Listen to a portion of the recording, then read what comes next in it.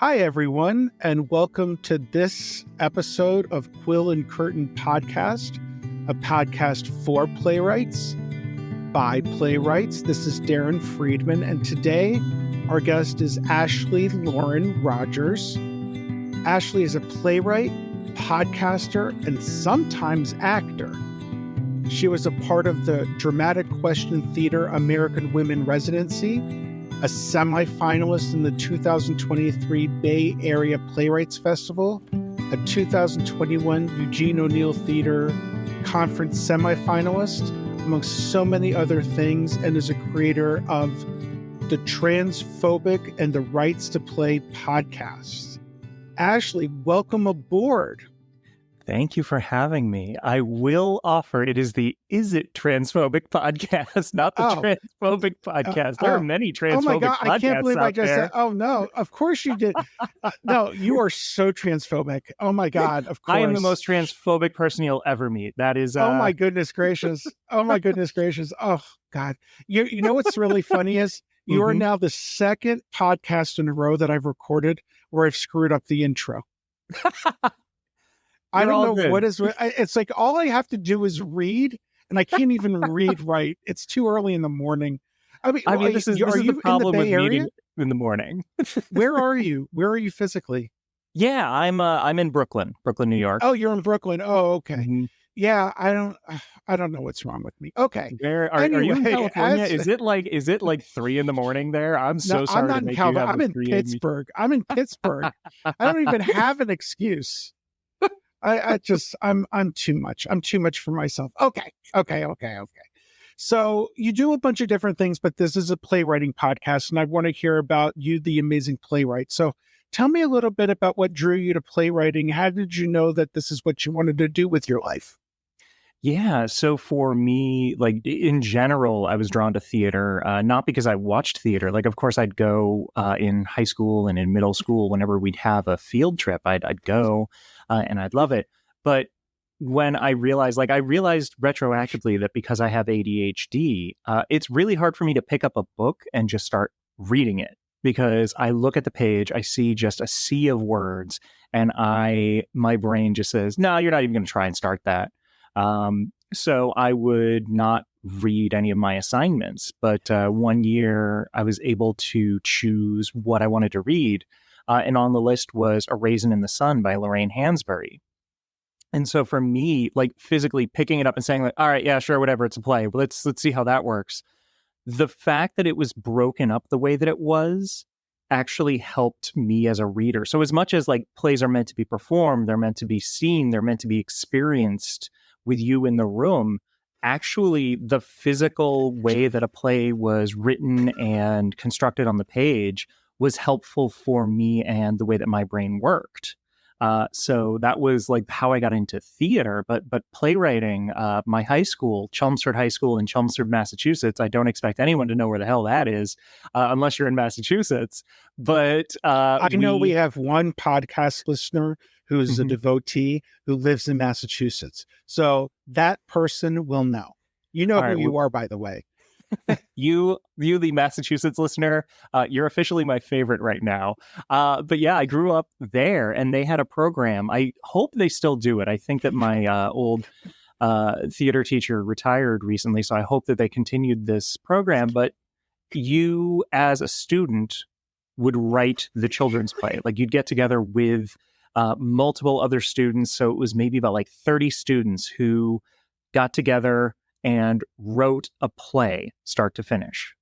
And it was about as good as you'd expect. It was very funny. They snuck a lot of jokes in because, we were all edgy high schoolers, especially in the late 90s, early aughts.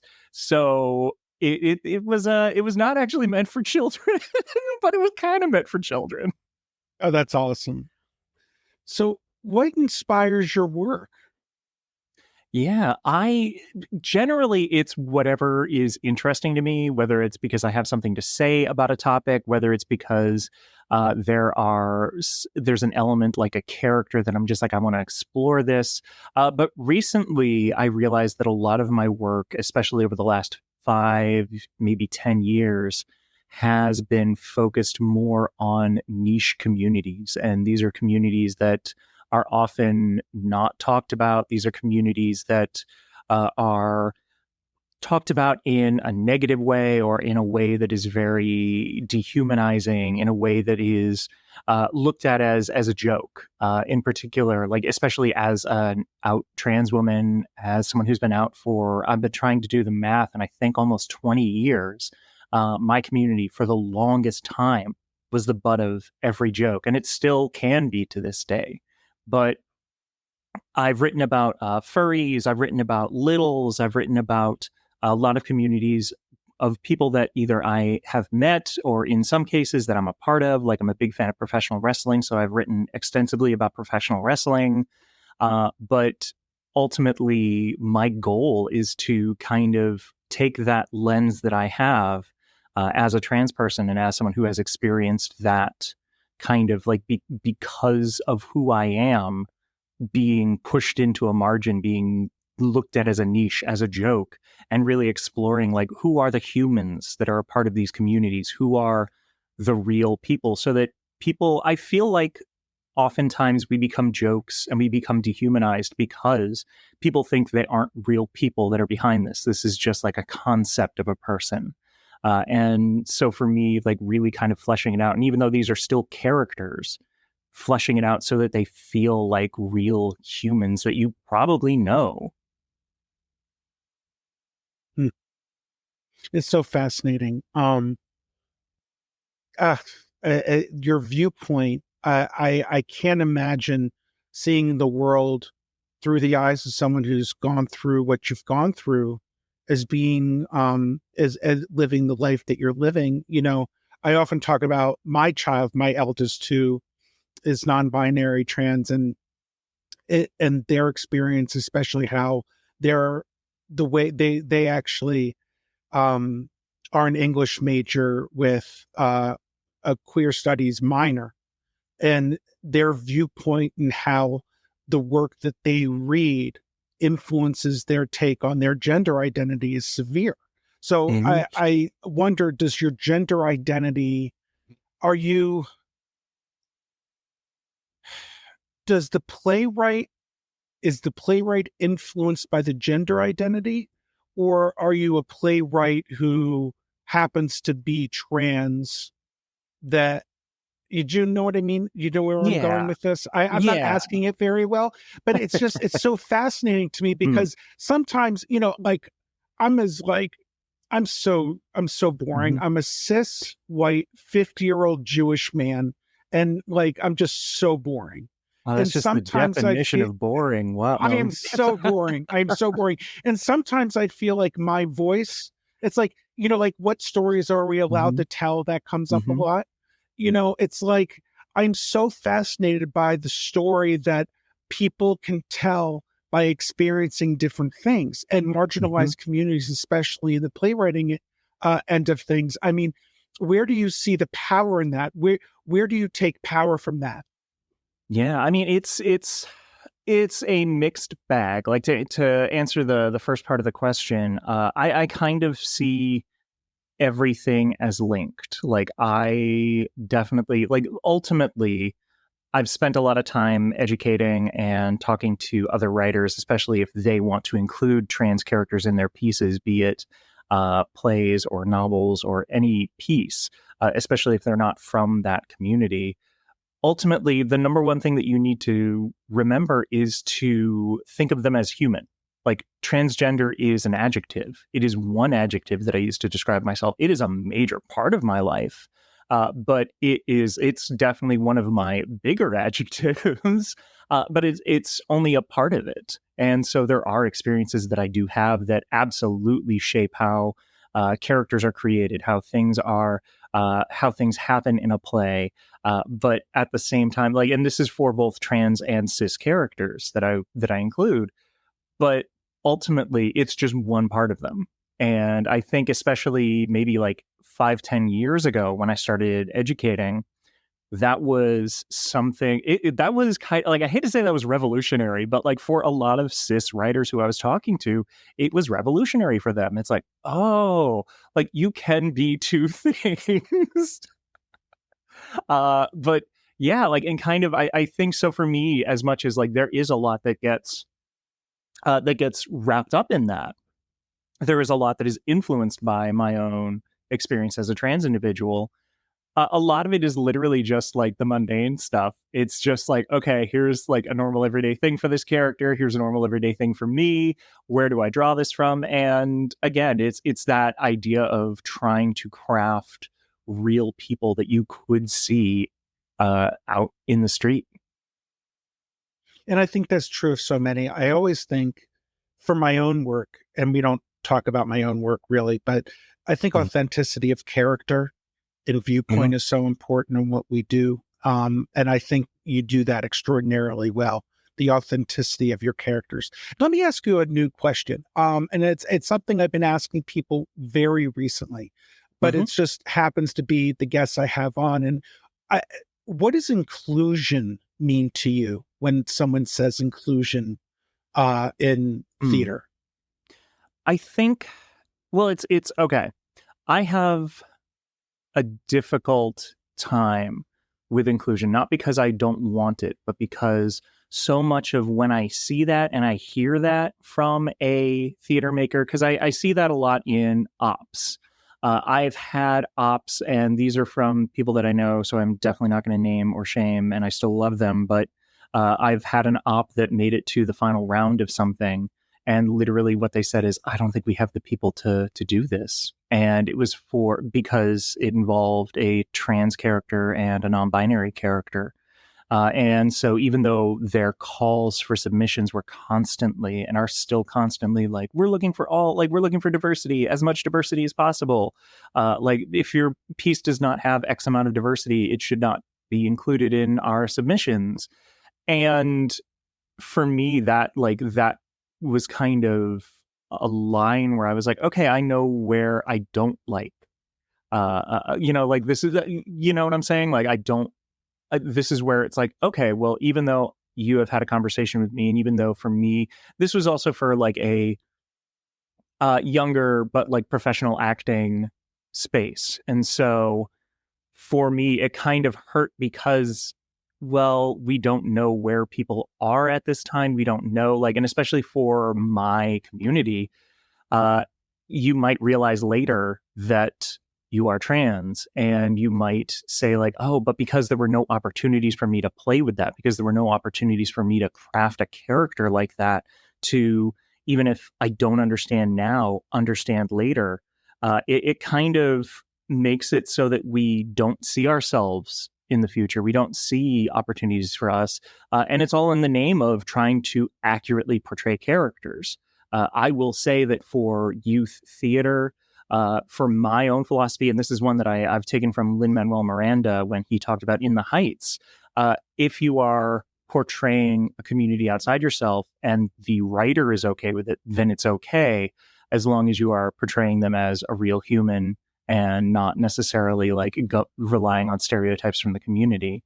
And I think especially in the education space, that is somewhere where that is absolutely necessary. It's something because you need to be able to start learning how to portray characters that are not you.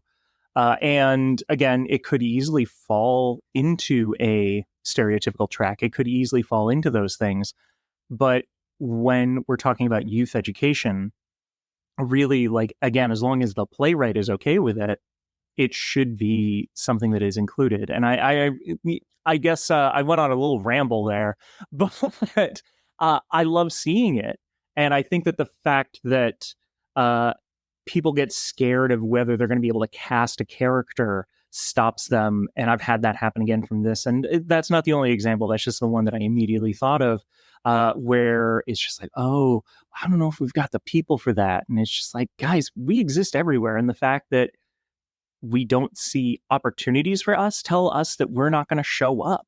It means that if a call is not put out there for trans characters, we don't know your theater company. If we're just like in a different town, maybe if we're in a different space, we don't know how you deal with these folks. So I might not put in to potentially act as a cis character. I, as a writer, might be a little trepidatious about submitting my script because, well, am I just going to get a rejection? Why even bother putting in the time?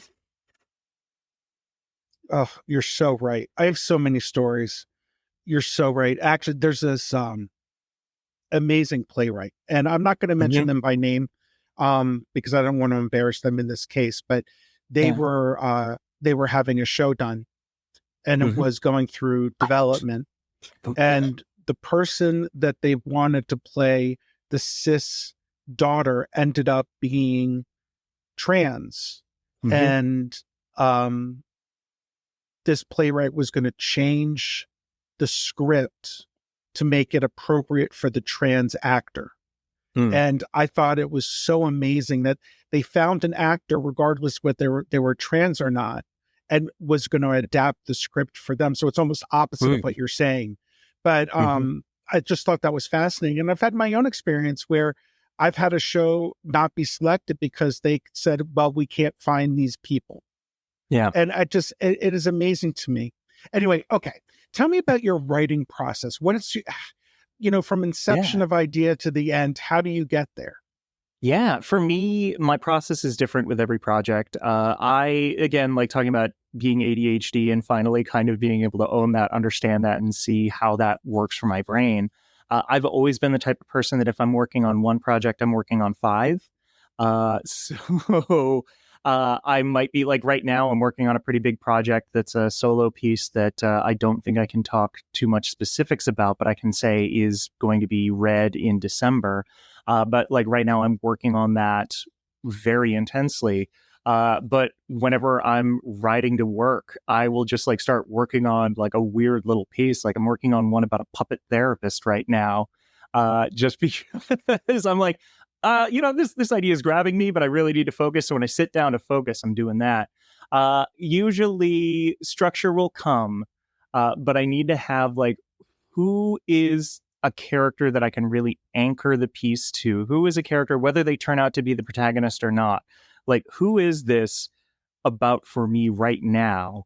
And how does it end? Once I know that, I can figure out how we get there. And some of that is literally just in the writing process. I have a friend who I won't name because I don't think she wants to necessarily be named for this, but the way she writes is she literally just lets, for lack of a better term, the ghosts tell her how things are supposed to go.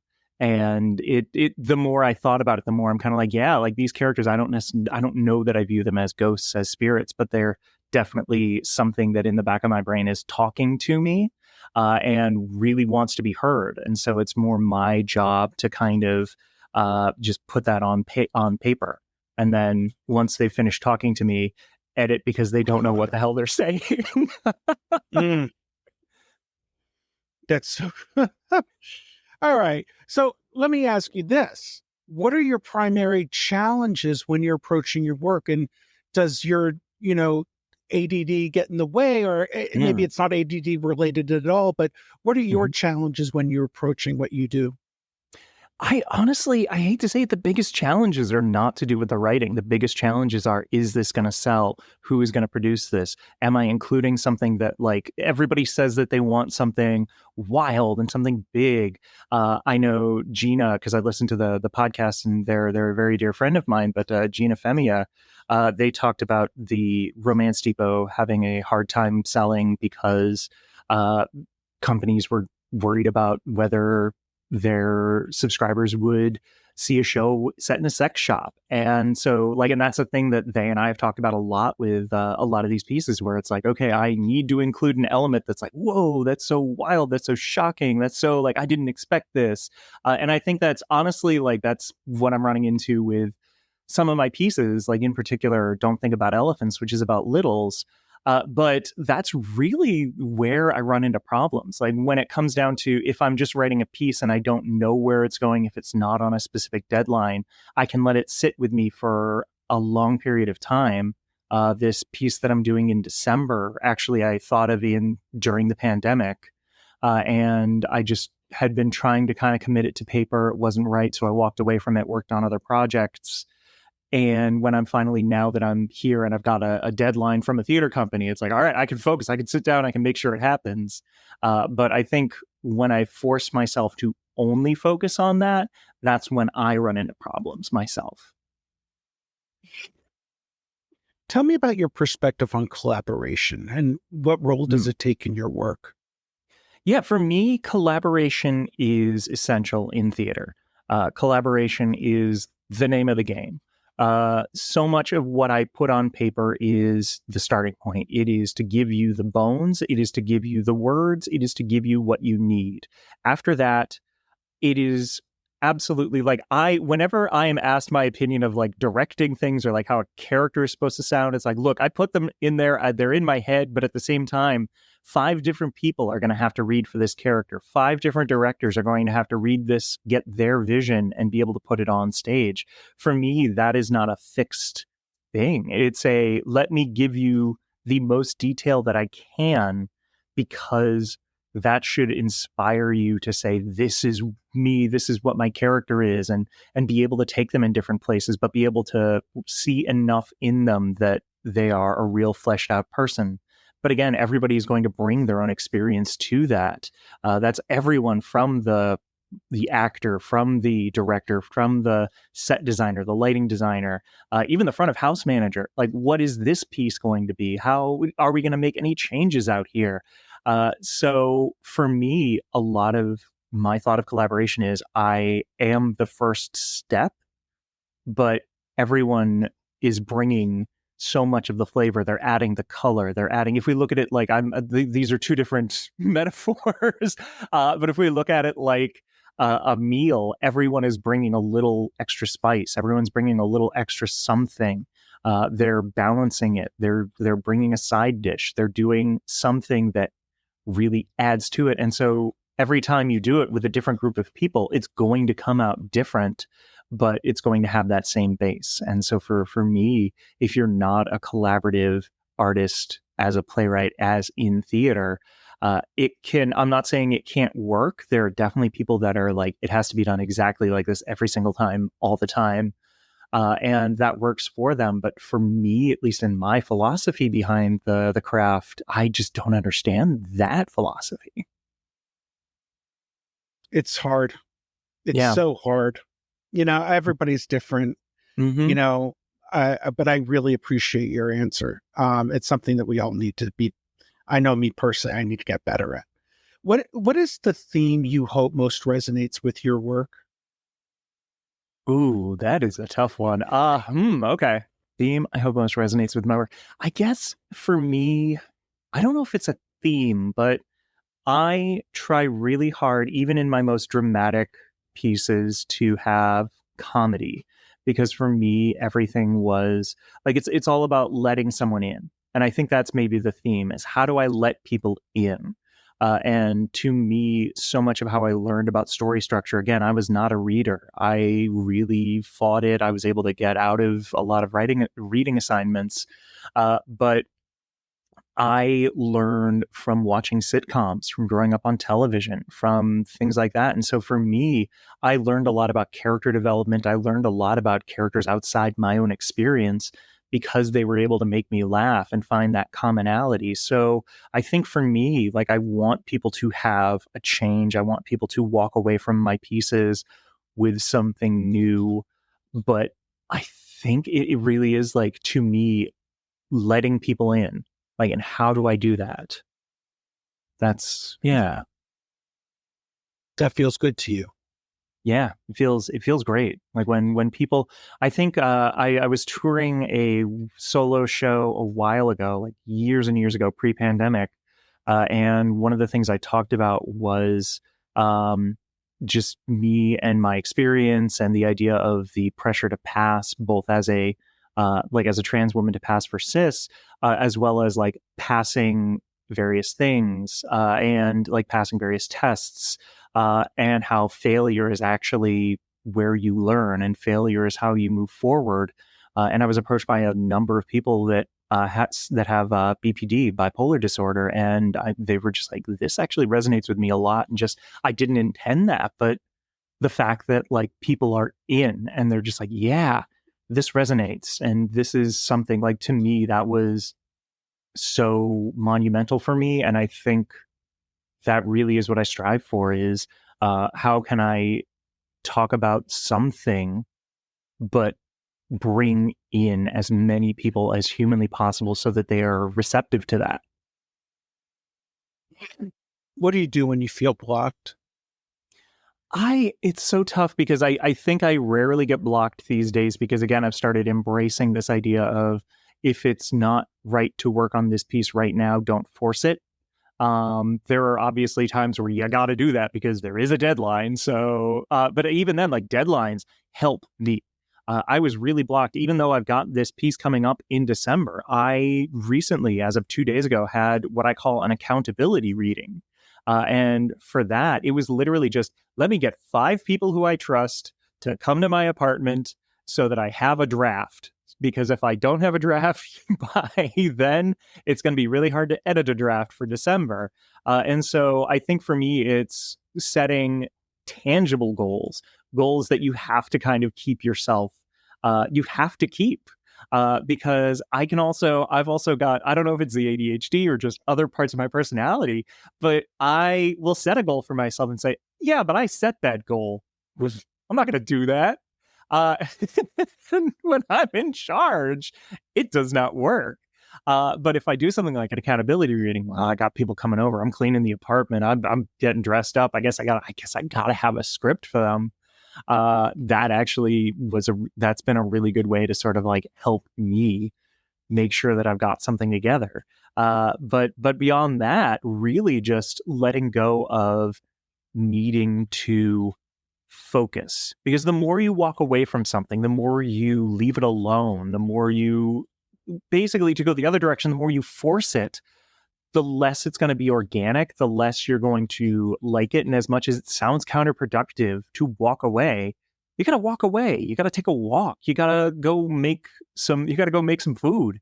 You got to do anything other than focus on that, because if you are so just, you've got tunnel vision, then you're not going to see something that could inspire you to help whatever is blocking you right now. Do you find it necessary to define yourself as a certain kind of writer? I think it depends. I tend to always just use the term playwright because that's what I primarily do. I personally, like, I think it is because, like, I've heard people talk about marketing and et cetera, and it's just like, yeah, in general, yes, I'm a writer in the large umbrella, but really my chosen writing form is theater, is plays, is things like that. So I think we all have to be multi-hyphenates, and that's it, just in order to work. Let's talk about kind of the state of theater in general. What's your perspective from the playwright about where the current state of theater is? Oh, gosh. Okay. I'm gonna try and figure out the diplomatic way to say this. I You don't have kind to of, be diplomatic. I know, not for, but I should try. I feel strongly that right now we're in a place where it's anti-playwright. We are looking, obviously, blah, blah, blah, AI, sure. I do think that we're getting enough, I do think that we're getting enough pushback on that, so we don't necessarily need to worry too much on that. But I really kind of feel like it's hard out there for a playwright, especially when you look at major productions, and they're all just, and people have been saying this since I started, but you look at it and it's, the major productions are all revivals, or they're all adaptations of books and movies and things. And I love that for them. I love that for these things. But I kind of think that, like, you have to, like, even in the spaces that exist to be playwright focused, they are dying. And part of that was the pandemic, and a number of other spaces have popped up. A number of us are trying really hard. We've always been, again, you have to be a multi-hyphenate. You have to look elsewhere. You have to look at various other things. But even for us who this is our chosen medium, we have to look at other mediums because straight up they pay more. And there is a certain extent that, like, because you turn in a draft and then you don't have to think about it anymore, you could do that. Whereas with playwriting and with play development, it is such a long process. And that's not to say that a production, like an audio production, that's not to say that a TV production or a movie aren't a long process. Of course they are. But there is a certain extent where you as the writer are sort of done. And even though that removes a lot of your agency on the script, depending on the kind of contract you make, it also, there's a little bit of freedom because you can move on to your next project. So I think the industry wants to seem very pro playwright, but I don't know that it's completely doing that in every way. At least that's my feeling as a playwright right now. What do you think the future of playwriting is? I think playwriting will never leave. I think that's something that I talked about that during the pandemic. Like, you look at pandemic theater and yeah, we can joke about it and yeah, we can call it like, oh, it's just Zoom theater. But like, it really will find a place to exist because people do resonate with it. It is something that even if I constantly use the phrase, because my own personal philosophy to creating a piece is I will write and I will always look at every production as if we have to do this production in a parking lot we did not get clearance to use, because theater has to happen. And I think it resonates with people because they are physically in the room with the actors. They're physically in the room with you. They're physically in the room with each other. And that visceral nature, that in your face, that being here, there's a reason that it has lasted and it has existed for hundreds of years, thousands of years. And as playwrights, I think it's something that we will always continue to do, but I do worry about industry support, and I do worry about our ability to continue to allow playwrights to live and thrive in the business. And that's a thing that I'm constantly worried about. What do you think the role is of the playwright in shaping societal conversations? I think, and this is true of any media, all media will touch someone. All media will reach someone. And because I know that there are some who might argue like, oh, like there's this like, there was an argument going around online, the idea of like, oh, sometimes the curtains are just red. And like, sure, yeah, that's the case. Sometimes the curtains are just red if they're described that way. But I think that mentality silences people who find interest in media that is weird, that is quirky, that is something that touches them in a way that doesn't touch another person. And so as playwrights, I think, again, that idea of physically bringing people into a space, putting them in physical proximity to the people enacting what we've written, it has a tendency to make people really think, because again, that idea of putting the humanity in theater, putting the humanity in things that I write, I think that we are constantly showing humans, even if these are inhuman characters, even if these are animals that we're seeing on stage, we are constantly showing other humans. And so I think the role we have, whether we like it or not, is that we are going to influence people. And so we have to kind of keep that in mind whenever we are putting things to paper.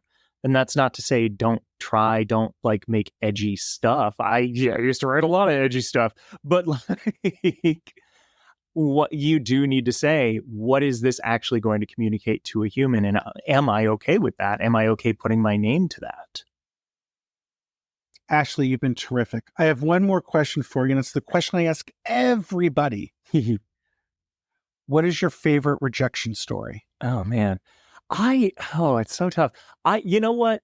I actually do have one because I heard this on earlier podcasts and I was just like, how am I going to answer this?